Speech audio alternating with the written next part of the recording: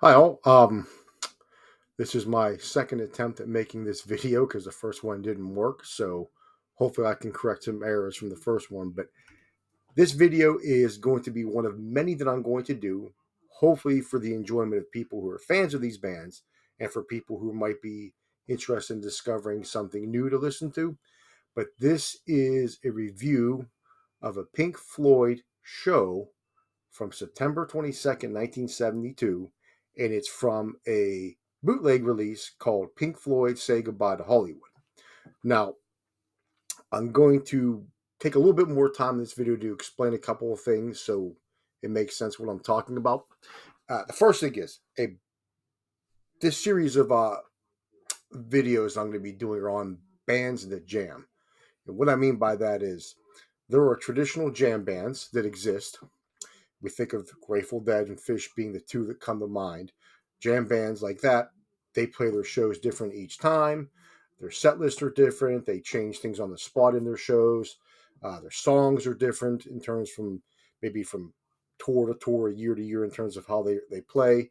And they often have a lot of songs that are jam vehicles, whether that song being one that could on its own turn into a big long jam with a lot of improvisation going a lot of different places, or their jam vehicle songs could be ones that launch into a segue of songs that go into each other. Most often or not, they don't know quite how they're going to get to the next song, but they get there. These bands, play often without a net, so to speak, in that they're out there just winging it and making it happen. There's a bunch of bands that are not necessarily jam bands, but are what I call bands that jam. And that quote, bands that jam, comes from Greg Allman when he described the Allman Brothers, and probably they're the most famous band that jams. And really, you could almost lump them into a jam band by definitions, at least that I'm providing, and with your own opinions. But that being said, there's a lot of other bands that kind of fall in this category of a band that jams, and a band that jams is simply one that doesn't have as much variability within their set list or the songs that they're playing from show to show, tour to tour, per se. They're a little more limited in that scope. But where the jamming comes into play is they have a lot of songs, sometimes some bands more than others, that can be ones that open up to jamming and improvisation. So, just to give a quick example, the Allman Brothers have a song, Mountain Jam. Interesting, the word jam's in that, but that's a song that can take on a life of its own. It's just by itself. It's played by itself as one big piece. It has a lot of sections that are very familiar as they go through playing the song, but it has a lot of room for improvisation. So no two mountain jams are the same. Many other bands have a similar sort of structure in the way they approach their live shows. And we're going to talk about, again, as I said in the beginning, Pink Floyd. Now, for Pink Floyd, there's a couple things I want to have. I have my little cheat sheet, my note sheet to make sure I get all my points in here. Pink Floyd, when you think of them, and a lot of people might think of them from The Wall or maybe some of the more recent things they've done. But fans of Pink Floyd know that, of course, there was the monumental albums, particularly Dark Side of the Moon and Wish You Were Here, huge albums. They were more of a band of jams, I should say, but that was more in their earlier years. And to make a point of that, that's why Pink Floyd released box sets of their earlier years. So we're looking at this band roughly from the time frame of 1969 up to about 1974, although that's actually stretching it. But they were able to do much like I described with the Allman Brothers with one of their songs, Mountain Jam. And Allman Brothers did many more songs, not just Mountain Jam, but Pink Floyd also had songs that were the jam vehicles. And they were really exploratory, in their earlier years and up through including 1972, which is where our show comes from. So that's why I'm detailing this show, because I think it's a great example to start off my video series. I think it's a great one for you guys to get if you haven't listened to it or got your hands on it. And I kind of wanted to dive a little bit more into the show and where the band's at this time and how it sounds. So, all that backstory being said, here we go. The show, again, Pink Floyd, and it's from an official or unofficial, so to speak, bootleg, and I'll show you a copy of the case here. Uh, Hopefully you can see that, and you could probably see on my screen. It's called "Say Goodbye to Hollywood," and what this is a complete show from the Hollywood Bowl for the date I gave, 1922-72. And just to put some perspective of why this is such a great show to start out with and to talk about Pink Floyd. I'm jumping on Wikipedia here because honestly, I have everything organized for me. But what you see here, and I'm going to highlight this. This is what Pink Floyd was doing in 1972. Now, they played a total of 89 shows, and the vast majority of them had a full Dark Side of the Moon, although there were some differences to it I'll detail, is their first set. So if you look here on their first set, you could see, as I highlighted, this is the entire Dark Side of the Moon album, which on its own is awesome. It's great on its own. But there are some differences to it. And if you look here, the Traveler sequence or the travel sequence, it's a precursor to On the Run. So it's not the same as On the Run on the album. But in these live performances, they were kind of working out the kinks as well as putting that in the studio. It's more of just an instrumental piece that does a lot of cool things, but doesn't really sound like On the Run does on the actual complete album in 1973. And then the other thing is they also have what's called the Mortality sequence, which is an early version of the Great Gig in the Sky. And what this sounds like, you don't have the female vocals, which makes the Great Gig in the Sky so awesome. But what it does have is it has Richard Wright's piano instrumental to start that song off. Then a midsection of a lot of different jamming. There's no vocals to it at all. In playing of different instruments to kind of work in a sort of a mood. But again, it's not anywhere near in the feel of the Great Gig in the Sky. Because again, the instruments are trying to essentially retroactively compensate for the lack of vocals, but at least in my estimation. It's cool though. And then the song ends again with Richard Wright's common theme for the Great Gig in the Sky, his piano playing. So that's the first set of all shows, or most shows in 1972. Then the second set of all their shows in 1972 usually comprise of the songs listed here that I highlighted. Now you can see Atom Heart Mother is only played a few times throughout the year. And so you basically get one of these days.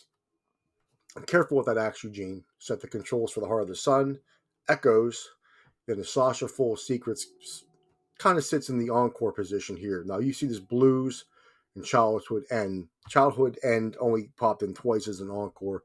This Blues a few times as well as an encore. Sometimes they might have done two encores in the show, I believe, in 72. But anyway, this show, and I'm going to go back to the Discogs site here. Hopefully this all works.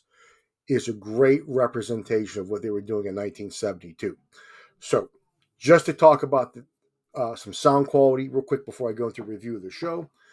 Sound quality, it's labeled as a broadcast recording, but it is not. It is an audience recording, but it's a very good sounding audience recording.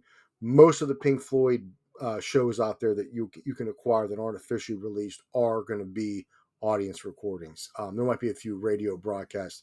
Very few soundboards exist. So in the trades of these shows. So this one's an audience recording, but it's very good. There's very little audience chatter. Here and there you'll hear it, but for the most part, you hear the music, you hear the sound. It's great. And Pink Floyd was known to really invest not just in this, the sights of their concerts, but also the sound system as well. So you get to experience that through this recording. If you look here, you can see the CD is labeled here for one, being CD1, and you can see the first 10 tracks, are all the Dark Side of the Moon. It doesn't have the Speak to Me intro, which might have just been cut off, but it has everything else. And again, it does label On the Run as On the Run. It does label A Great Gig in the Sky as A Great Gig in the Sky, although they had a different title as they were working them out in their live shows. Because this is a September show, and they had played almost, I'd say a good 40 shows plus, prior to this, they had gotten this down pretty good. So it's pretty darn well played. Dark Side of the Moon's awesome as it is, but this is pretty well played for a live performance, actually they had really worked out the kinks and kind of got some things down. So I can detail Dark Side of the Moon, but most people are familiar with it. It's great. Check it out, and definitely think about the On the Run, which is the travel sequence, and the Great Gig in the Sky as the mortality sequence, as interesting points for that.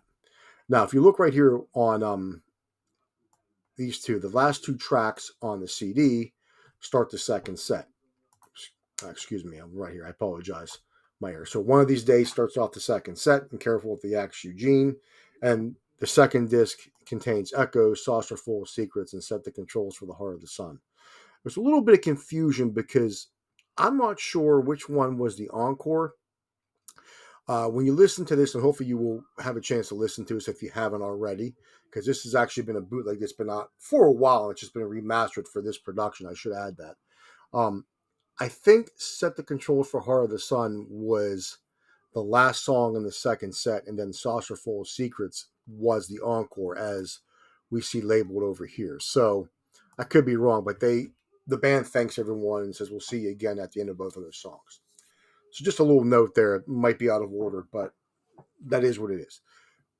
What you do have to understand, I think, what makes them a band of jams and what makes a CD extra cool is that great sound quality, and then you have these 5 songs, and they really put in some effort. Now, I've highlighted them again just for our talking points, but you can see right here, they're long. These are longer than their studio versions. Now, I'm not super familiar with the studio albums because I don't listen to that, but I know that these are longer.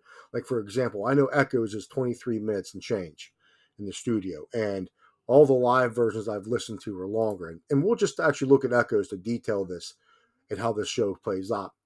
It's tracked at 29 minutes. The whole song is not 29 minutes. As cool as that would be to have a long, stretched out Echoes, it's not quite that long. I think it tracks around 26 minutes, and the last 3 minutes is the band tuning.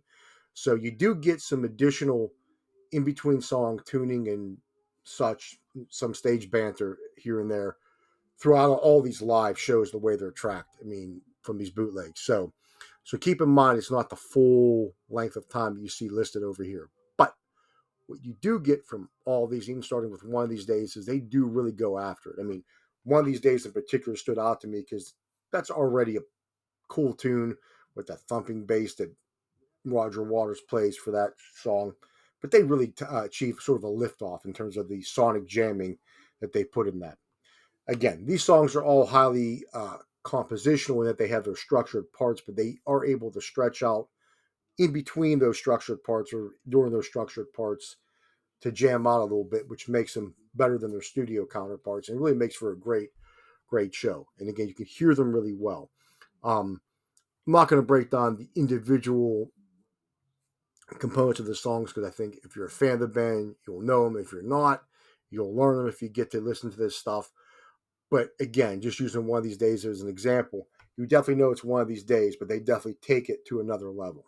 Same with Echoes, careful with the Axe Eugene, they do all that kind of stuff. So it's really a great show and it's really worth checking out. And I hope you will, because I think Pink Floyd and several other bands have a lot of hidden gems in their live concert repertoire that I don't think the mainstream world has heard. And I think with the wide variety of these shows that are out there and accessibility, it's worth checking them out. For this one, though, I highly recommend it as a good starting point. I also want to throw a shout out to another YouTube channel called Sea of Tranquility because his review is what convinced me to buy this. And the reason why I bought it was because I was worried about sound quality, and he reassured that the sound quality was good. I knew the performance would be pretty good, but overall, you get a good sounding show, even though it's an audience show. A great performance, the complete show from 1972 Pink Floyd, and I think it's really worth checking out. So if you get a chance, I say get your hands on it. You can buy it through Amazon, eBay. This site, Discogs, has oftentimes links to buy these shows, so definitely worth checking out. All right, take care, and we'll see you in the next video.